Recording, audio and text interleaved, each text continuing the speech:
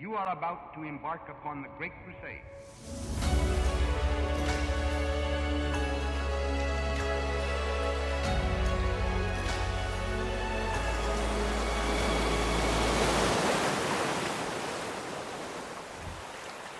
tide has turned. The free men of the world are marching together to victory.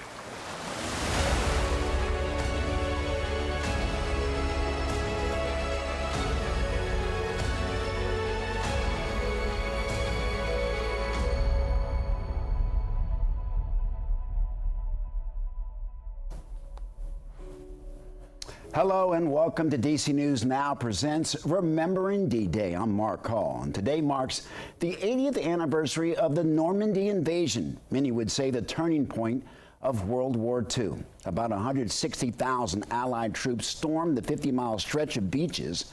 The operation began with an aerial assault, then by sea with more than 5,000 ships, and later beach landings where Allied troops landed at the beaches of Normandy. And today, world leaders, including President Joe Biden, are looking back at the invasion of Normandy. And they're in France honoring bravery and sacrifice, including the 9,000 U.S. soldiers that are buried there. Because they were given an audacious mission, knowing, every one of them knew, the probability of dying was real. But they did it anyway. They knew, beyond any doubt, there are things that are worth fighting and dying for. Freedom is worth it. Democracy is worth it. America is worth it. The world is worth it. And right now, the Friends of the National World War II Memorial are gathering to remember more than 2 million Allied service members who were part of Operation Overlord that day, and they're also honoring the hundreds of thousands of allies who made the ultimate sacrifice. The ceremony begins with the introduction of the official party, including Elliott Roosevelt III, the Friends of the National World War II Memorial, the National Park Service, and the United States Mint. As you can see right now, daughter let's listen in. Of Army Corporal Frank Elliott, killed in action on June 6, 1944.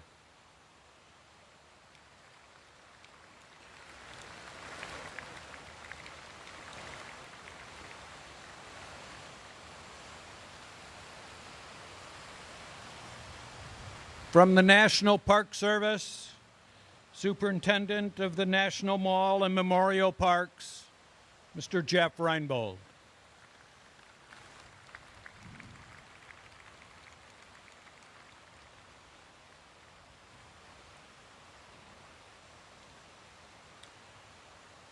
Friends of the National World War II Memorial Board Chair, Mrs. Jane Dropa.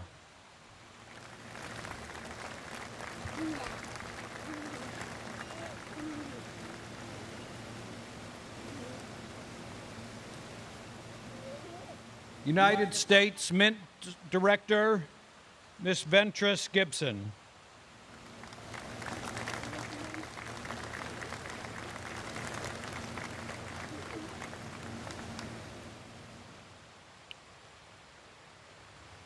And from the Military District of Washington, our chaplain for today's event is Chaplain Will Horton.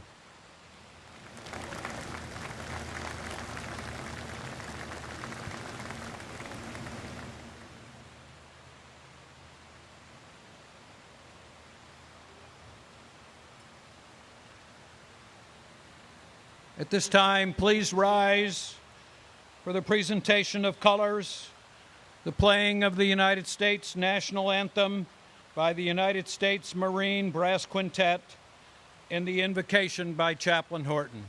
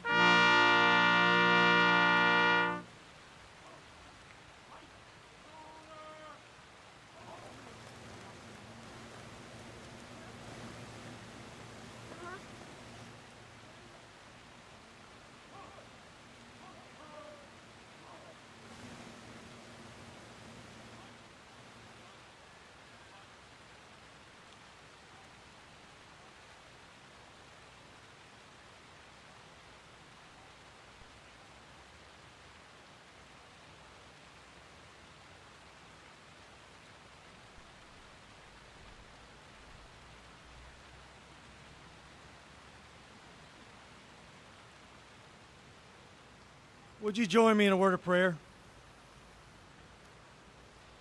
Almighty God, we thank you for the strength of this nation that we love. We thank you for the military forces that over the years have comprehensively trained and built a proportional force to defend our nation in a time of war, a force that ethically and morally stands above all others. On this 80th anniversary of D-Day, our nation and our community commemorates the combined efforts of the American military branches and our allied forces who came together in the infamous hedgerows of Normandy. Good men and women fought for liberty, and thousands of our allied forces paid the ultimate sacrifice. The scars of that initial invasion forged the bedrock that ultimately led to the defeat of the rising tyranny of Nazi Germany. It is your presence that has also enabled us to build strong alliances between nations and leaders in order to defeat threats to democracy, human rights, and freedom. It's your merciful power that enables our coalition of military forces to defeat the darkness of that day, and that every day since then we have the hope of liberty and justice for all. Help us to remember the families of those who made the ultimate sacrifice, to consider their hurts and needs even more highly than our own. God, bless our nation, the organizations that make this ceremony possible. Bless the great citizens of our United States of America and all those who strive to uphold the ideals that our nation's heroes fought to safeguard. God bless our servicemen, both men and women, both past and present, both here and around the world, and their families. And God bless America. In your holy name I pray. Amen.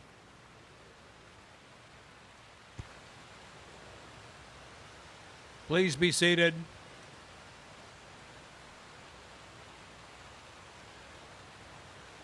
Before I introduce our first speaker, it is my great privilege to introduce representatives of the Allied nations who participated in the D-Day invasion 80 years ago.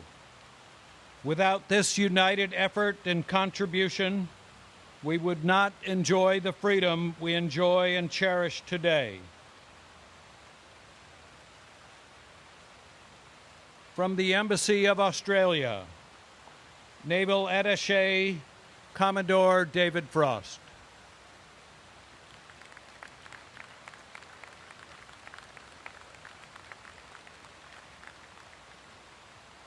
From the Embassy of Canada, Armed Forces Assistant Military Attaché Lieutenant Colonel Martin Aran.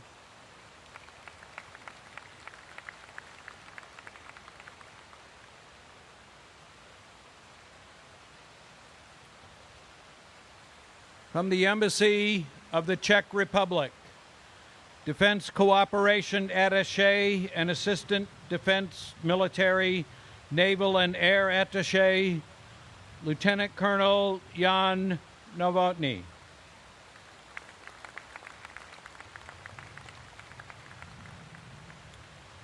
From the Embassy of Denmark, Defense Attaché Rear Admiral Jacob de Rousseau.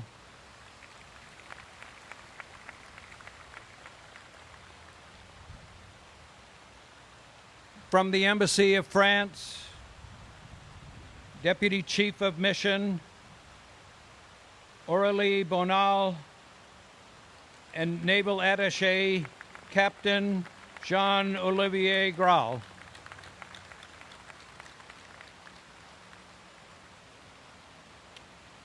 From the Embassy of Greece, Defense Attaché Brigadier General Lakopoulos Panagiotis.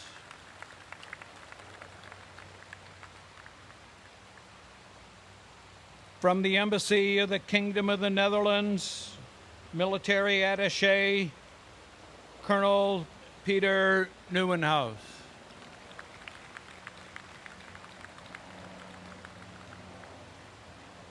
From the Royal Norwegian Embassy, Defense Attaché Major General Harold Hagen.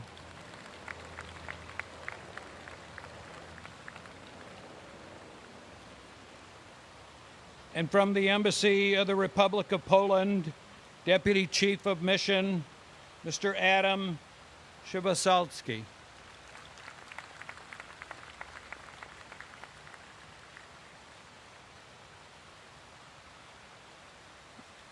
Just as they were vital in defeating tyranny nearly 8 decades ago, our allies continue to be indispensable partners in safeguarding freedom today. We are honored by your presence with us today. And now please welcome our first speaker, Friends of the National World War II Memorial Chairwoman, Mrs. Jane Dropa.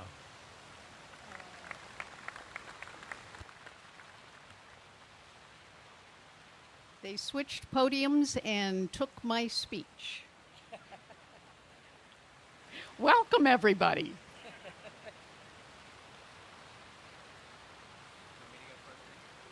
Yes. We are now going to have Jeff Reinbold take my place. Thank you.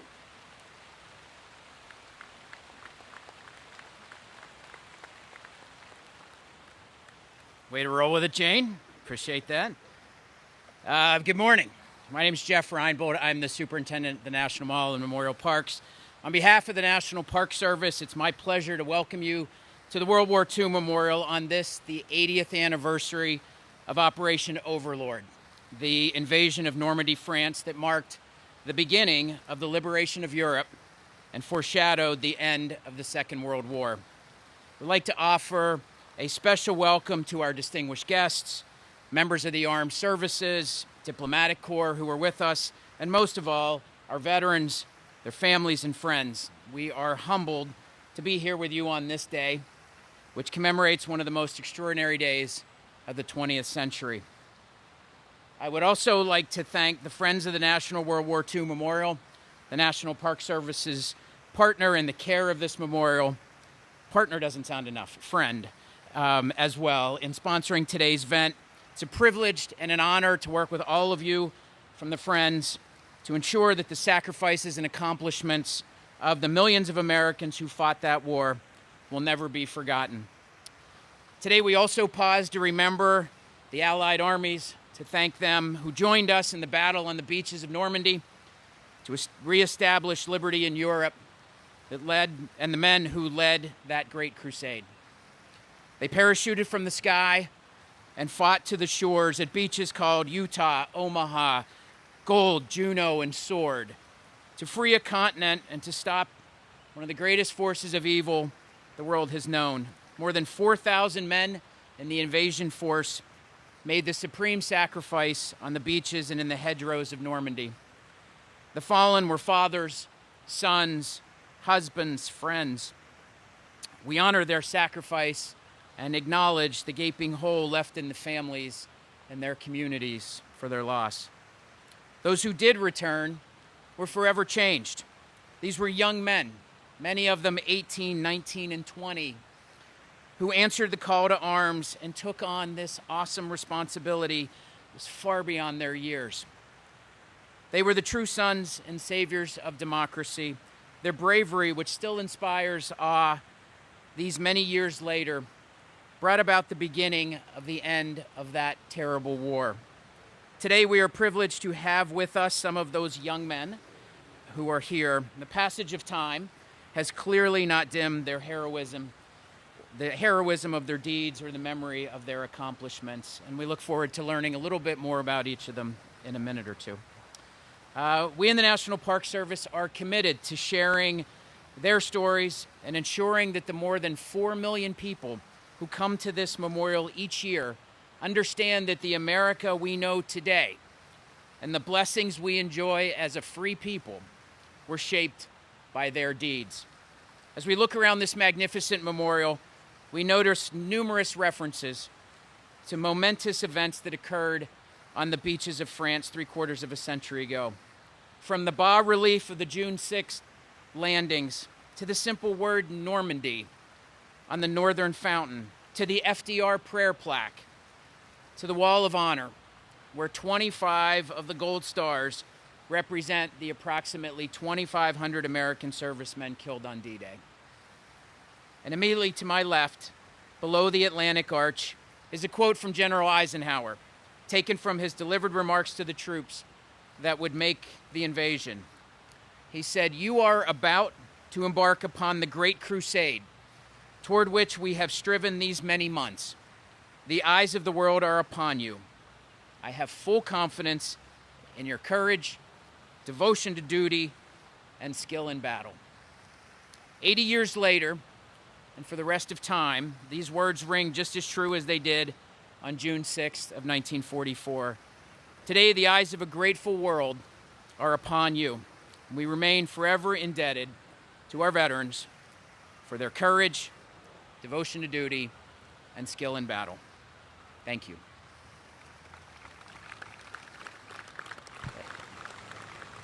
It's my pleasure to welcome back to the mic Jane Dropa.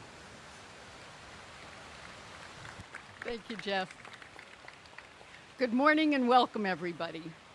Welcome to the magnificent World War II Memorial on this historic day for our nation and our allied nations around the globe. A special welcome to our World War II veterans. As we gather here 80 years later to commemorate D-Day and the start of Operation Overlord, the Battle of Normandy, we are honored to be joined by President Franklin Delano Roosevelt's great-grandson, Elliott Toby Roosevelt, as well as representatives of the Allied nations who stood side by side with the United States in the great effort to defeat tyranny and fascism. Thank you. I'm also honored to be joined by my honored colleagues, Superintendent Reinbold, who have you met, Mint Director Gibson, Chaplain Horton, Rondi Elliott, and Alex Kershaw. Earlier, we had the privilege of hearing from Alex, the resident historian of the Friends of the National World War II Memorial. What a stirring and inspiring account of those first moments when Americans landed on Omaha Beach and began the march to liberate Europe. Alex has written some amazing books about World War II.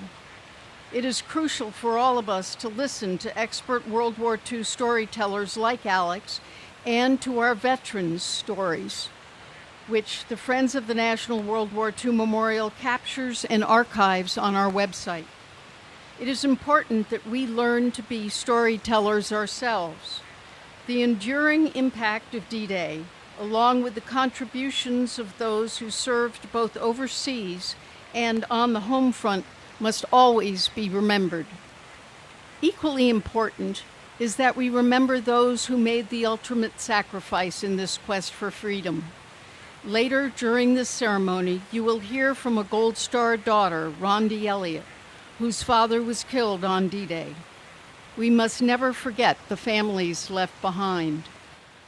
Today, volunteers and members of the public are giving their time to read the names of nearly 9,000 Americans who were killed or remain missing during the Battle of Normandy and Operation Overlord, and who are memorialized in the Normandy American Cemetery. Over the course of approximately 7 hours, we started at 5 a.m., and we'll continue it after the ceremony. These names are being read in front of FDR's D-Day prayer plaque in the Circle of Remembrance, which is just outside the Atlantic Arch over there. It is said that a person dies twice, once when they take their final breath, and later, the last time their name is spoken. The plaque contains the words of President Roosevelt as he beseeched all Americans to pray for the safety and success of our men and women in the armed forces and our allies who were embarking on this essential mission to free Europe. I invite you to take a short walk after this ceremony up to the Circle of Remembrance. You can read this prayer that President Roosevelt invited the whole country to read with him 80 years ago tonight. Friends of the National World War II Memorial is proud to have led the effort to add this special prayer to the memorial, as well as to restore the Circle of Remembrance. 80 years have passed since D-Day, but the legacy and lessons of that day and the days that followed remain vital to pass on to current and future generations. We must never forget the men and women who served and sacrificed to bring freedom to millions around the globe. Their remarkable efforts should inspire us in our own lives. Let us learn from their character, the values they represented, and the spirit of commonwealth, courage, service, and unity that they embodied.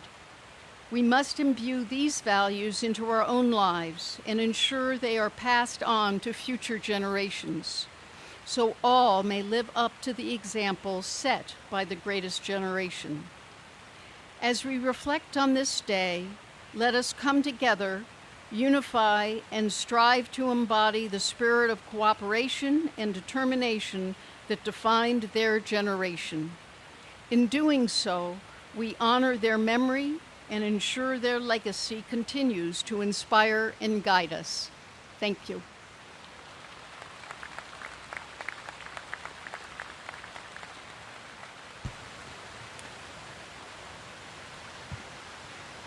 Thank you, Jane. We are now honored to hear from Gold Star daughter Deronda Elliott, whose father was killed on Omaha Beach 80 years ago today.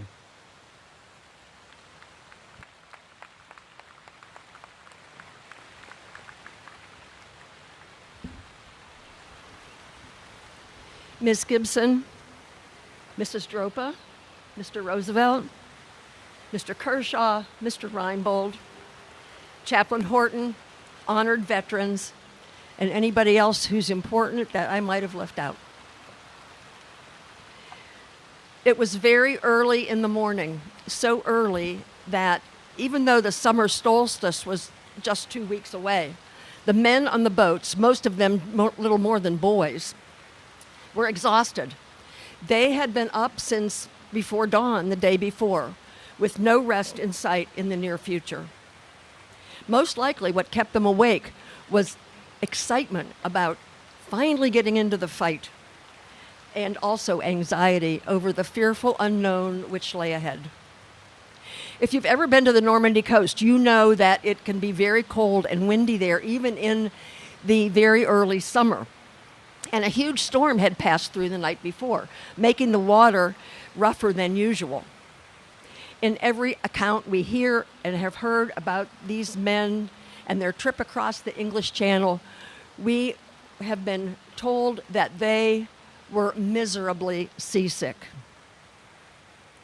With the sound of waves crashing against their boats on either side, each man was alone with his thoughts. The whole world was waiting for this day. At that moment, the place of the landings was still a well-kept secret. And I doubt if any of those men on the boats knew that they were part of history, and indeed that they were going to participate in the most pivotal event of the 20th century. One of these young men was my 23-year-old father, Franklin Elliott. But he was hardly ever called that. He was known to family and friends as Bud or Buddy.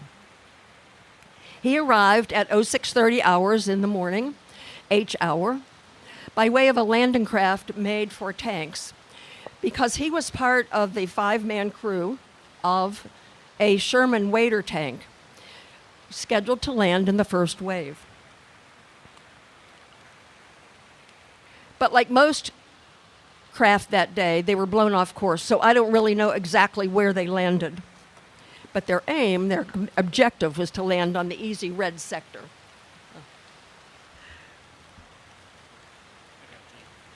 Okay. Their mission was to pave the way for the infantry, who would come straight behind them, and get ashore first. Still on the boat, my dad had taken his position as the tank gunner.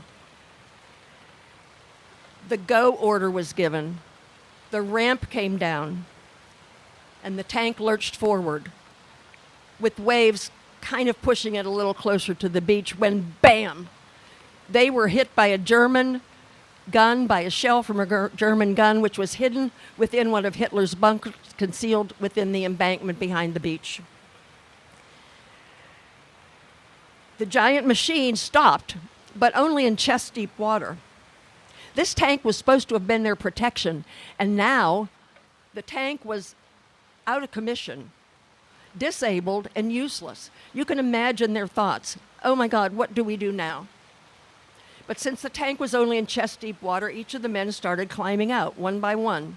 One of them received an ugly wound to the leg, and I'm told my dad and another crew member helped him get to shore, and they took him as far up the beach as they could because the tide was coming in.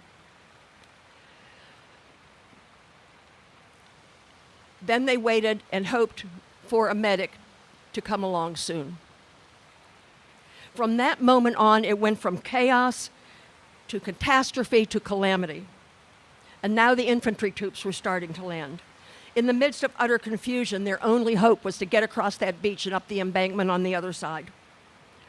The tankers, who had suddenly become infantry, took weapons from the bodies of men who had already died, tried to help out where they could, and tried to move forward. Smoke and noise and the screams of the wounded were everywhere. A new crisis occurred every single minute as they saw friends and comrades being butchered before their eyes. They had to get off of that beach. This scene went on for hours, and we all know what those hours took in terms of human life. The movie was called The Longest Day for a reason. My father survived the carnage for another 14 hours, later hiding with his first sergeant among the brush about halfway up the embankment. And they were waiting for it to get darker. When it did, I'm told that my father moved forward first.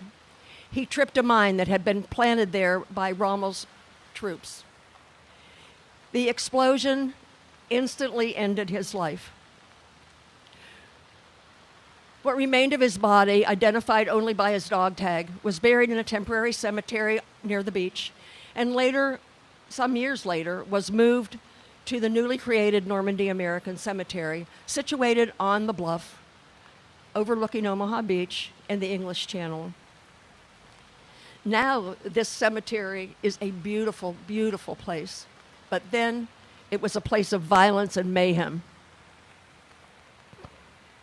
A lot of good men from a number of the Allied countries were killed on the D-Day landings. My father, I think, was one of those good men. He was a senior at Georgetown University, right down the road here, when Pearl Harbor was attacked. And like so many men and women across the nation, they stopped what they were doing. He and a friend left school and enthusiastically enlisted. He was what people call well-rounded. He was good at sports, and he was also good at academics. He was on the football team. He lettered in football and won honors on the school's debate team. His plan for his future was to come home to my mother and me, to come back to Georgetown, finish college, enroll in the School of Foreign Service, and go on in that career. How different our lives would have been had any of those things happened. From the letters he wrote to my mom, I knew that he was a good and very patriotic, intelligent man. And probably most important of all, or best of all, he had a sense of humor. And I learned that from reading his letters. That endeared me to him right away, of course. He was in training in the United States when I was born and was killed on D-Day before I was 2 years old. I never heard his voice. I have no memory of him. To say that his absence was the most significant factor in my life would be a complete and honest truth. If I missed someone I never knew, then my mother missed him more. She went to work to support us and grieved him for the next 46 years when she died. She never remarried. He was her first and only love. I am standing here today, but I represent roughly 180,000 children who lost fathers in World War II. And if any of them were here Each of them would tell you a version of the same story. Today here in America, despite the internal problems we are facing, and which we have faced for the past 80 years, we enjoy more luxuries and advantages than any country in the history of the world. And it's a shame so many take them for granted. We owe these amazing advantages to the founders of our country, of course, but our freedoms have been continued and protected by those boys who entered Europe in 1944 and by those who fought in the Pacific, all of whom returned as men. We also owe our freedoms to the thousands of soldiers who didn't return, who are buried in their hometowns or in national cemeteries across the United States, and those whose remains lie under white marble crosses in Normandy, the Normandy American Cemetery, and 14 others across Europe, North Africa, and the Philippines. May we remember them. May we never forget what it took to win that war, and always honor their lost young lives by working for the survival of our precious republic and our democratic way of life. Thank you.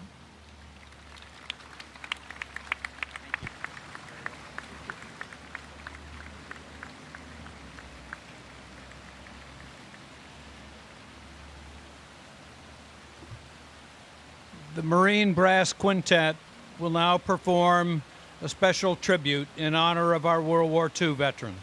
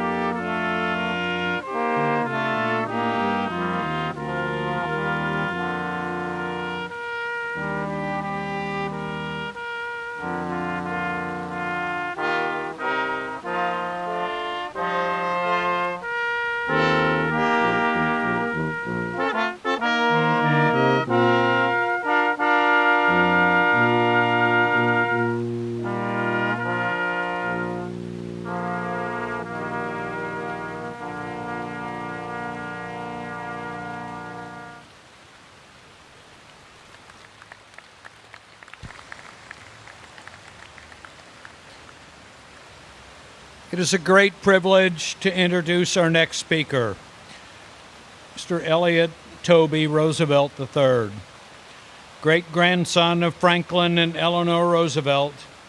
Toby Roosevelt served as a fighter pilot with the United States Air Force and Air Force Reserve.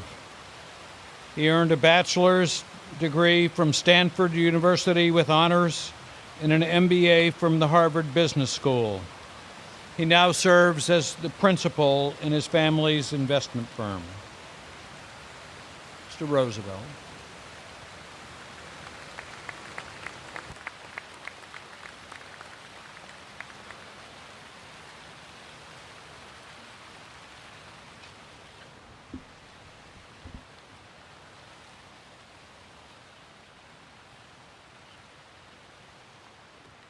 I would like to thank the Friends of the National World War II Memorial for inviting me to this ceremony today.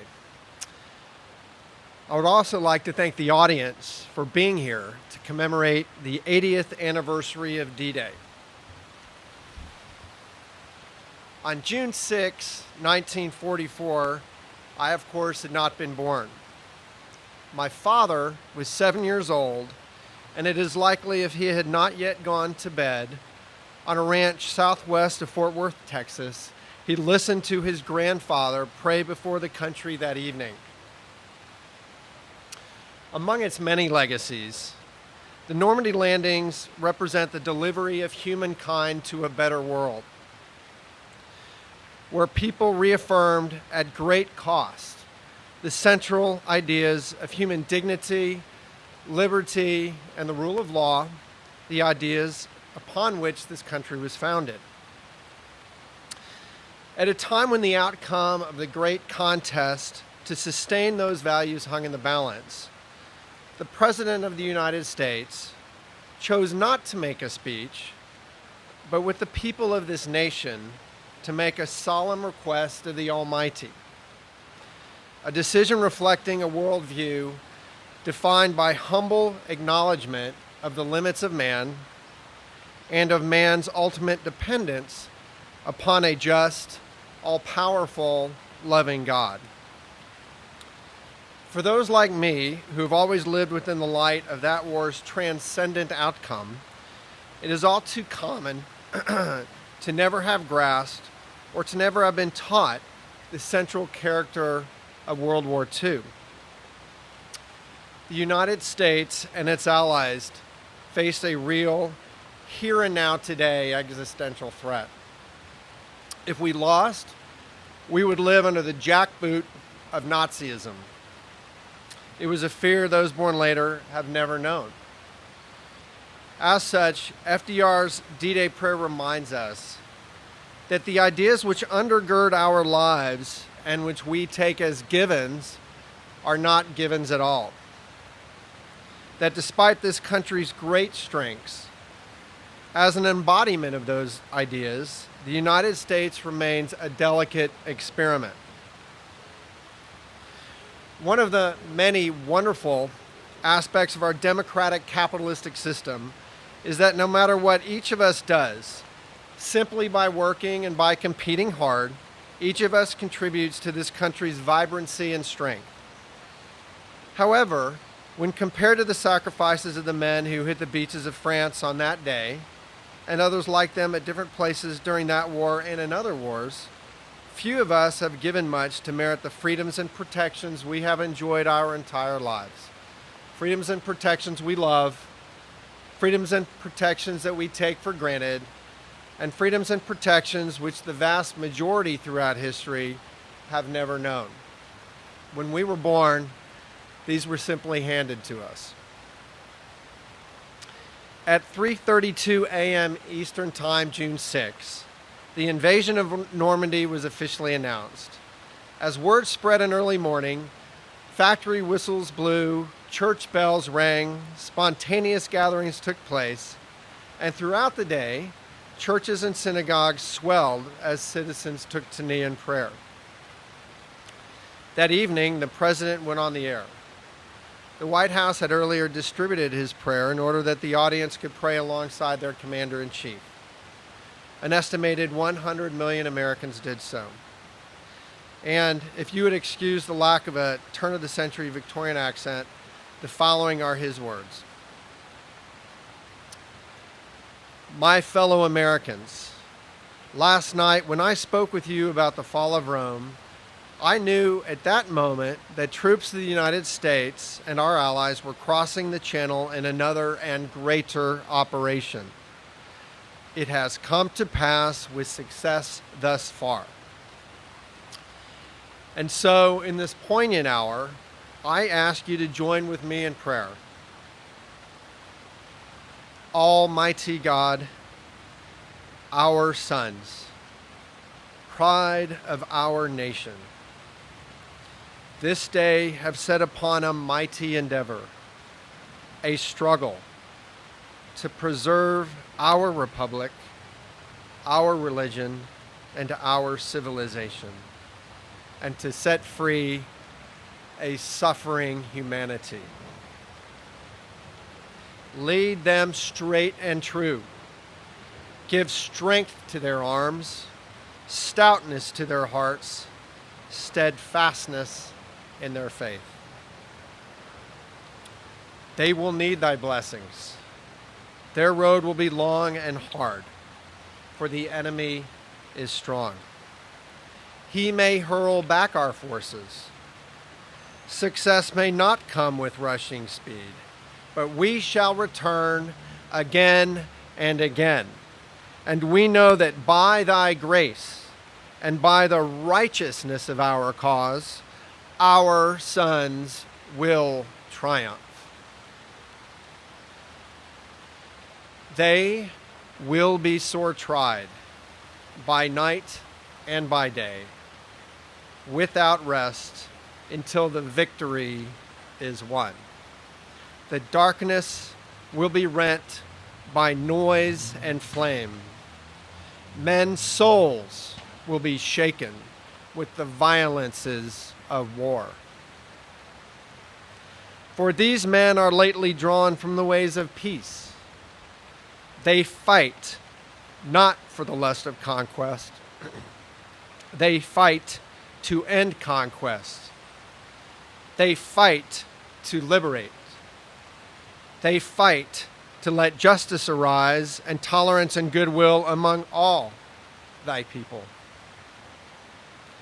They yearn but for the end of battle, for their return to the haven of home. Some will never return. Embrace these, Father, and receive them, thy heroic servants, into thy kingdom. And for us at home, fathers, mothers, children, wives, sisters, and brothers of brave men overseas, whose thoughts and prayers are ever with them, help us, Almighty God, to rededicate ourselves in renewed faith in thee in this hour of great sacrifice. Many people have urged that I call the nation into a single day of special prayer. But because the road is long and the desire is great, I ask that our people devote themselves in a continuance of prayer. As we rise to each new day, and again when each day is spent, let words of prayer be on our lips, invoking thy help to our efforts. Give us strength too. Strengthen our daily tasks to redouble the contributions we make in the physical and the material support of our armed forces. And let our hearts be stout to wait out the long travail, to bear sorrows that may come, to impart our courage unto our sons, wheresoever they may be. And, O Lord, give us faith.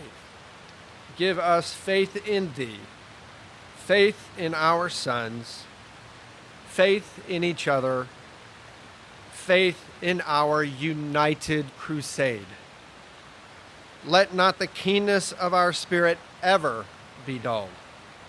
Let not the impacts of temporary events, of temporal matters, of but fleeting moment, let not these deter us in our unconquerable purpose. With thy blessing, we shall prevail over the unholy forces of our enemy. Help us to conquer the apostles of greed and racial arrogancies. Lead us to the saving of our country, and with our sister nations into a world unity that will spell a sure peace, a peace invulnerable to the schemings of unworthy men, and a peace that will let all of men live in freedom, reaping the just rewards of their honest toil. Thy will be done, Almighty God. Amen. That morning, though no one knew it yet, a new, much brighter day broke for generations, born and unborn, including a 7-year-old grandson growing up in Texas. As the author Rick Atkinson described, as the invasion fleet steamed east through the darkness for the waiting dawn, for this moment, Mother Nature set aside her famous indifference. Hallelujah, sang the sea. Hallelujah, hallelujah. To the World War II veterans here today, we are so lucky for you. May we now and in the future live up to your standard and live up to what you have conferred upon us. Thank you.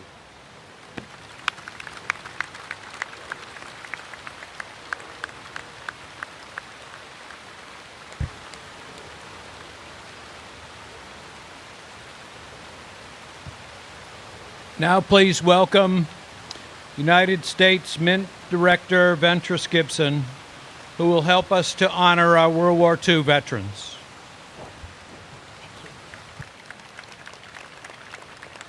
And good morning to everyone. This is such a humbling experience to stand before you at the National World War II Memorial today as we reflect on the victories, the sacrifices, and the valor of the greatest generation.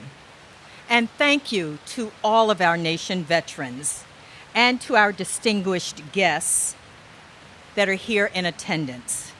To our Gold Star families, your strength and your dedication serves to inspire us all continuously. To Miss Elliott and to Mr. Roosevelt III, thank you for sharing your stories today, because these stories not only preserve your family's legacy, but it preserves and articulates and clearly informs our nation's history. To our partners at the National Park Service and friends of the National World War II Memorial, thank you for hosting this event and for continuing to inform and share the lessons of yesterday so we can continue to grow and we can inform the next generation and generations of our history. As a proud Navy veteran, I understand the significance of service and the importance of never taking freedom for granted. Each star on the Freedom Wall and each beautiful wreath that we place today is a solemn reminder of the sacrifices that the greatest generation made to preserve and endure our freedom. No other generation in our nation's history came together to answer their nation's call in such a pivotal way. For me personally, I had 3 uncles who served in World War II, and they are not here with us anymore, but I remember the stories that they told us when we were children upon their return. The 2024 Greatest Generation commemorative coin, for which I represent the United States Mint today, uniquely honors the service and sacrifice of American service members and their civilian counterparts, as well as our allied countries during World War II. The coins in this program highlight an entire generation of brave Americans who stepped up to defend freedom and preserve democracy. Each coin shines a spotlight onto this beautiful memorial, and I can tell you that on behalf of the employees of the United States Mint, who not only designed these in collaboration with so many important people, but also take each coin that we produce and that we design and that we put out to everyone to appreciate The passion is unrelenting. They have tireless efforts of excellence. And for that, I thank all of the Mint employees who brought these miniature canvases of art to you. And we have depictions of the coins to my right and to your left. The good news about the United States Mint and the gold, silver, and clad coins that we showcase for this great memorial, that it is my honor that right now, the greatest generation commemorative coins are one of the best sellers for the U.S. Mint. And what does that mean for Friends of World War II Memorial? More than 60,000 coins have been purchased so far. Right now, the sales generated in surcharge, and a surcharge is what we give to the Friends of the Memorial, nearly $720,000 so far. And that is to help the National Park Service preserve this wonderful edifice. Those surcharges we awarded to them in support of to ensure that we maintain, safeguard, and repair this site. The coins can be purchased by you or anyone else interested at the usmint.gov website. I have to put that plug in because that's important so we can make sure we get them all sold. So on behalf of the United States Mint, on behalf of the great veterans that we serve, thank you, and God bless America. So at this time, would you join us in honoring the following World War II veterans by presenting each with their own greatest generation commemorative coin? It is now my honor to introduce to you two very special World War II veterans. As the veterans' names are called, and they either stand or wave, Director Gibson will step forward to present them with a 2024 Greatest Generation commemorative coin. Coins are provided by Friends of the National World War II Memorial as a token of our appreciation for their service. Now our World War II veterans. Enlisting in the Navy at age 18, Mr. James Elsner Barron served on LST 543 during Operation Overlord. On D-Day, LST 543 landed on Juno Beach, carrying Canadian troops. Jim made numerous trips across the English Channel, caring for wounded soldiers. On June 16, 1944, LST landed on Omaha Beach, delivering tanks, troops, and supplies. After a storm stranded the ship, it was repaired in Portsmouth and resumed resupply missions. Post-war, Jim used the GI Bill to earn a degree in chemical engineering and had a long career with the Atomic Energy Commission.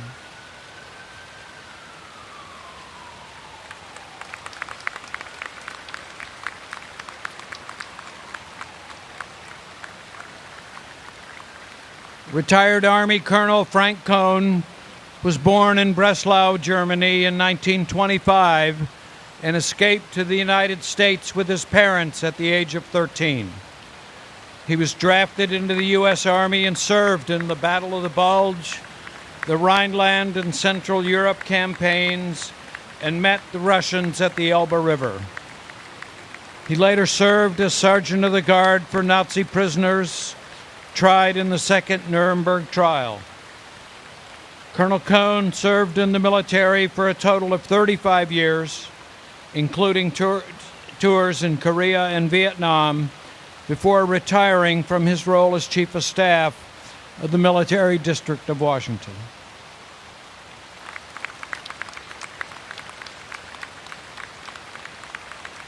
And with us in spirit are all of our World War II veterans, including our dear friend, the late Herman Seichek, who landed in the first wave on Utah Beach on D-Day.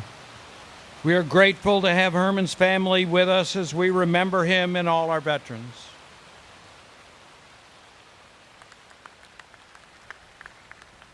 We remember those two World War II veterans remain in their seated. late 90s and early 100s.